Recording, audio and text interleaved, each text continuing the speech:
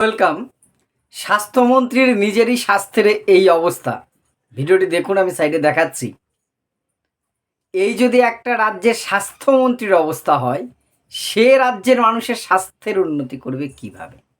না, মানুষের শারীরিক গঠন বা তার শারীরিক অসুস্থতা নিয়ে কোনোদিনই কোনো কথা বলা উচিত না, আমি সেটা নিয়ে বলছি না। কিন্তু তার এখানে দেহের স্বাস্থ্যের কথা বলছি না, তার অন্য একটু বিপিনবাবুর কারণ সুধার কারণটা মনে হয় সবসময় পেটে থাকে না। এটা সৌভাগ্যবশত অন্তত আমার রাজ্যের ঘটনা নয়, এটা আমাদের পাশের রাজ্য, প্রতিবেশী বিহার রাজ্যের নতুন স্বাস্থ্যমন্ত্রী, প্রাক্তন মুখ্যমন্ত্রী যিনি ছিলেন বিহারের নীতিশ কুমার, তার পুত্র নিশান্ত কুমার।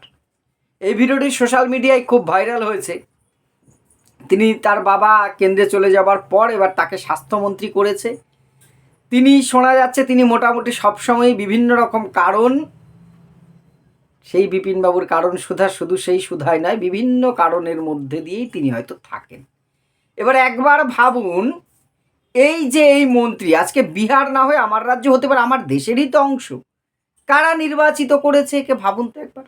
আমি আপনি বা আপনি হয়তো ইনাকে সরাসরি ভোট দিইনি, আমাদের দেশের জনগণ। অর্থাৎ আমরা কোন জায়গায় যাচ্ছি গণতন্ত্রের নামে একবার বুঝেছেন? রাজনীতির জায়গায় থাক, তিনি কোন দলের, সেই দল কতটা ভালো কতটা খারাপ সে পর্যালোচনা নয়, কিন্তু আমার নেতা যিনি হবেন, অন্তত নেতা কোনো দলের নেতা, সে তাকে কাকে বানালো সে তার ব্যাপার। কিন্তু যখন মন্ত্রী হবেন, জনপ্রতিনিধি, বিধায়ক বা সাংসদ হবেন, তখন তো আমার আপনার ট্যাক্সের টাকায় বেতন পাবে। বিহারের মন্ত্রীরাও কিন্তু বেতন সাধারণ জনগণের ট্যাক্সের টাকায়, সে আমার আপনার ট্যাক্সের টাকাতেই হচ্ছে। তাহলে এই যদি একজনের অবস্থা হয়, আমরা সাধারণ মানুষ দিন দিন কি উগ্র রাজনীতিতে অন্ধভক্ত হয়ে যাচ্ছি না? এই কোনো দলের, যে কোনো দলেরই আমরা সমর্থক হই না কেন, সেই দলের আমরা অন্ধভক্ত বা অন্ধ সমর্থক হয়ে যাই। যখন যে দল, যে মানুষটা যে দলের সাপোর্ট করি আমরা, সেই দলের সব ভালো, সেই দলের চোর ডাকাত গুন্ডা মাতাল ক্রিমিনাল যেই ভোটে দাঁড়াক, ওই সিম্বল দেখলেই আমাকে ভোট দিতে হবে। সে তৃণমূল হোক, বিজেপি হোক, কংগ্রেস হোক, সিপিএম হোক, আরজেডি হোক, এলজেপি হোক, যে দলই হোক না কেন, কেন আমরা মানুষ দেখে আজও কিন্তু ভোট দিতে পারছি না? যতদিন না আমরা সচেতন হব যে পার্টি আমি ভালোবাসি, এই দল ঠিক আছে, কিন্তু এই দলের প্রার্থী যদি গোড়মেলে হয়, আমি কিন্তু কোনো বন্ডের লেবার নই, কারোর আমি গোলাম নই, আমি সেই দলে ভোট দিতে বাধ্য নই। আর অন্য বিপক্ষ দলে না দেবো, আমি নোটায় দেবো ভোট অন্তত। এই জিনিসটা কিন্তু আমরা আজও 2026 সালে এসেও আমাদের বেশিরভাগ মানুষের মধ্যে তৈরি করতে পারিনি, যার ফলে নিশান্ত কুমাররা, এরা সেই রাজনৈতিক ফয়দা, মানুষের দলের প্রতি একটা অন্ধ আনুগত্য, যার প্রভাবে এরা কিন্তু যা খুশি তাই করে যাচ্ছে। একজন স্বাস্থ্যমন্ত্রীর মতন গুরুত্বপূর্ণ দপ্তর, যিনি তার রাজ্যের মানুষের স্বাস্থ্য ঠিক রাখবেন, হসপিটালের ব্যবস্থা করবেন, ডাক্তার নার্স মেডিসিন অ্যাম্বুলেন্স এগুলোর ব্যবস্থা করবেন, তারই তো অ্যাম্বুলেন্স লাগে সবসময়। আমি দৈহিক দিক থেকে বলছি না, তিনি যে ধরনের অসুস্থতা নিজের মধ্যে তৈরি করে রাখেন, যদি পাবলিক প্লেসে একজন মানুষের এই অবস্থা হয়, তিনি অন্য সময় কি অবস্থা থাকতে পারেন? এই মানুষটির দ্বারা এই ধরনের, ইনি একজন সিম্বলিক, একজন এইরকম নিশান্ত কুমার নয়, আমার দেশে কয়েকশো কয়েক হাজার হয়তো এই ধরনের নিশান্ত কুমাররা রয়েছে, বিভিন্ন দলে বিভিন্ন পদে, কেউ নেতা, কেউ এমএলএ, কেউ মন্ত্রী, কেউ এমপি।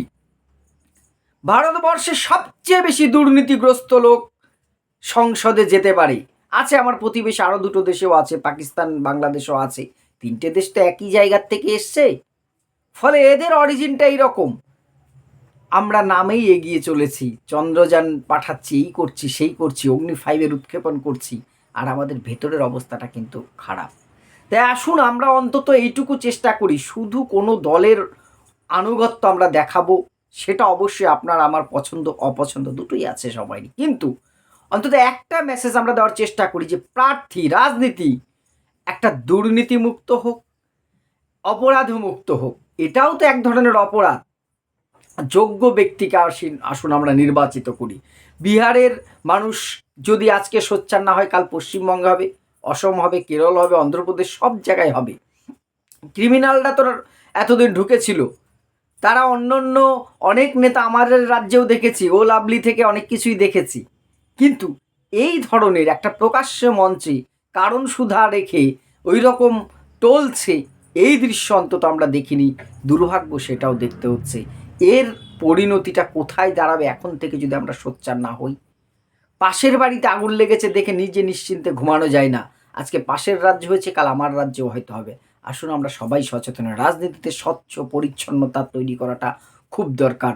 না হলে কিন্তু একটা ভয়ঙ্কর ভবিষ্যতের দিকে যাব। এমন জায়গায় একবার চলে যাব যেখান থেকে হয়তো আর আমরা উঠে আসতে পারবো না। তাই সোচ্চার হওয়ার বোধহয় সময় এসেছে। আপনাদের কি মনে হয়? কিভাবে রাজনীতিকে দুর্বৃত্তদের হাত থেকে মুক্ত করা যায়? আপনাদের সাজেশন অবশ্যই কমেন্ট বক্সে জানাবেন। ধন্যবাদ।